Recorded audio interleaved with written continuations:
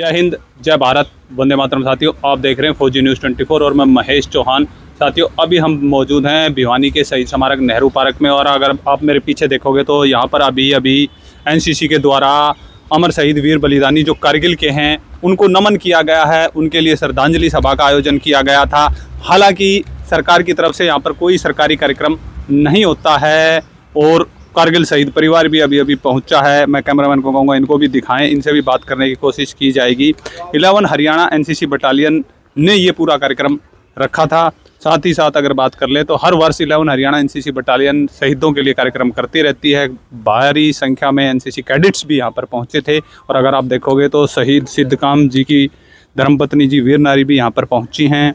और जो ये पूरा कार्यक्रम था, अगर इस कार्यक्रम की विस्तार से बात कर लें तो ये कार्यक्रम 26वां कारगिल विजय दिवस मनाया गया था। और आज के ही दिन जो कारगिल में हमने विजय हासिल की थी, और उस समय के भिवानी में हमारे कुल 12 शहीद हुए थे। लेकिन आज जो भिवानी जिला है, दादरी अलग होने के बाद 6 अमर शहीद वीर बलिदानी मेरे पीछे अंकित भी हैं, उनको श्रद्धांजलि भी दी जाती है। और टोटल यदि हम पूरे अमर शहीद वीर बलिदानियों की बात करें तो 140 अमर शहीद वीर बलिदानी हैं पूरे ज़िले में।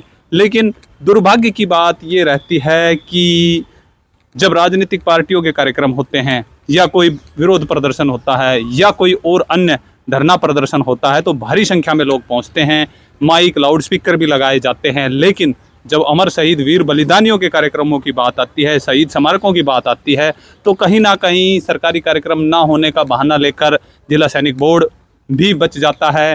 हालांकि साफ़ सफाई अच्छे तरीके से कराई गई है, लेकिन साज सज्जा के नाम पर मात्र 3 से 4 मालाएं लगाई गई हैं। तो सरकार से भी हमारा अनुरोध रहेगा कि अगर उनके पास वीडियो पहुंचती है तो शहीदों के सम्मान में कारगिल विजय दिवस को भी एक भव्य रूप से मनाया जाए। वीडियो को अंत तक अवश्य देखें और कमेंट में अपनी राय अवश्य बताएं। फौजी न्यूज़ के लिए मैं महेश चौहान, भिवानी से। जय हिंद, जय भारत।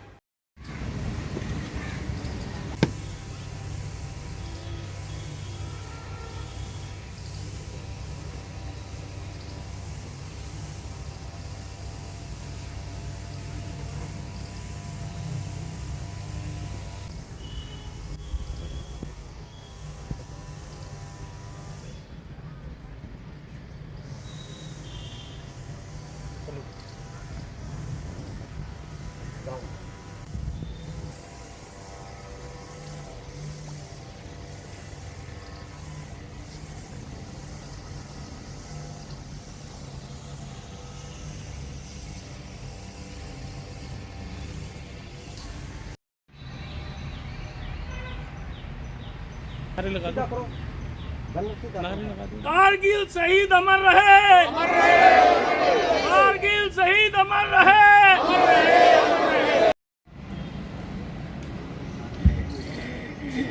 देखा जाएगा।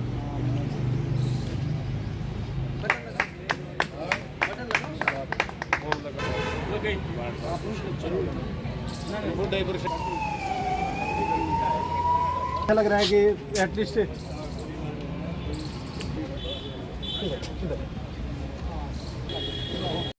My name is Sergeant Prince Saran from 11 Haryana Battalion. So today is a day organized by our 11 Haryana Battalion to commemorate the soldiers who sacrificed their life in 1999 Kargil War. On this day, our soldiers conquered the Tiger Hill, the Tolling Hill and the .4875. Yes, and today we all got the opportunity in 11 Haryana Battalion NCC to come here and see in person the braveness and remember their brave responsibilities they took and the freedom they gave to us. And it fills me with a sense of pride and responsibility towards my nation. Kaushik पूर्व प्रधान, पूर्व सैनिक संघ भिवानी।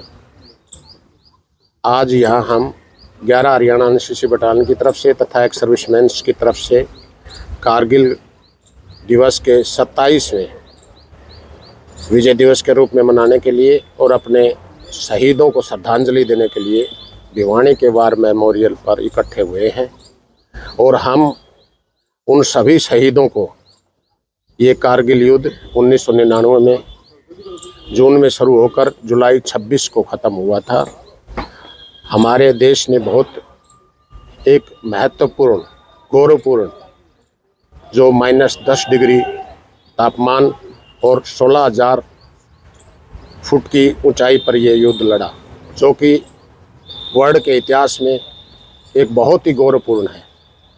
आज तक इतना दुर्गम युद्ध किसी भी देश के बीच में नहीं हुआ है, जिसमें हमारे देश ने 527 शहीदों ने अपने प्राण न्यौछावर किए देश के प्रति। हम आज उस देश के प्रति, देश की तरफ से, पूर्व सैनिकों की तरफ से, सैनिकों की तरफ से, सभी की तरफ से उन परिवारों के प्रति संवेदना व्यक्त करते हैं तथा शहीदों को नमन करते हैं, जिनकी वजह से आज हम खुली हवा में सांस ले रहे हैं। धन्यवाद। जय हिंद, जय भारत। पहले तो मैं शहीदों को नमन करता हूँ, पुष्पांजलि अर्पित करता हूँ। जैसा कि हर वर्ष की भांति आज भी भिवानी के नेहरू पार्क में और शहीद स्मारक पर कारगिल के शहीदों के लिए उनके फूल अर्पित करने के लिए सभी एनसीसी और ये जितने भी एक्स सर्विसमैन, कमांडो वगैरह और सब यहाँ इकट्ठे हुए हैं।